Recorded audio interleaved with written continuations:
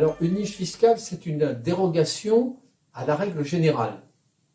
Alors, il y a parfois des problèmes d'interprétation de quelle est la règle générale qu'il faut définir par rapport à laquelle on décroche. Par exemple, vous pouvez avoir à l'impôt sur le revenu, puisqu'il y a 450 niches fiscales, et dont une partie concerne l'impôt sur le revenu, qui représente 100 milliards globalement, des niches fiscales, et dont une quarantaine concerne l'impôt sur le revenu, qui, je le rappelle, ne rapporte que 72 milliards. Donc vous voyez, il n'y aurait aucune niche fiscale, l'impôt sur le revenu rapporterait grosso modo 110 milliards. Donc c'est une dérogation à une règle de droit commun.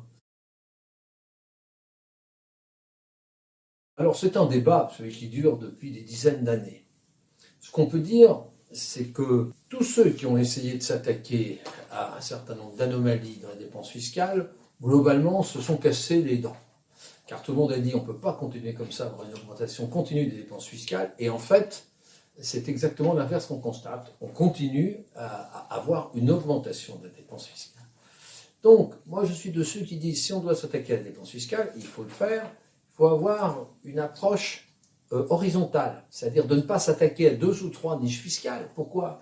Parce que les défenseurs de ces 3 niches fiscales iront dire pourquoi vous attaquez à nous et pas aux autres. Vous voyez ? Et donc à chaque fois on a eu ce débat. Donc moi je crois plutôt à des mesures horizontales qui consistent à dire actuellement elles sont plafonnées à 10 000 euros par part. Et donc, il y a une façon, c'est de durcir ce chiffre en disant bah, c'est plus du 1000, c'est 9000, et puis l'année suivante c'est 8000, enfin, etc. Et naturellement, intellectuellement, l'idéal, ça serait qu'on s'interroge niche après niche. Il y a eu une tentative, il y a quelques années, d'examiner chaque niche et de la classer en utile, moyennement utile ou pas utile.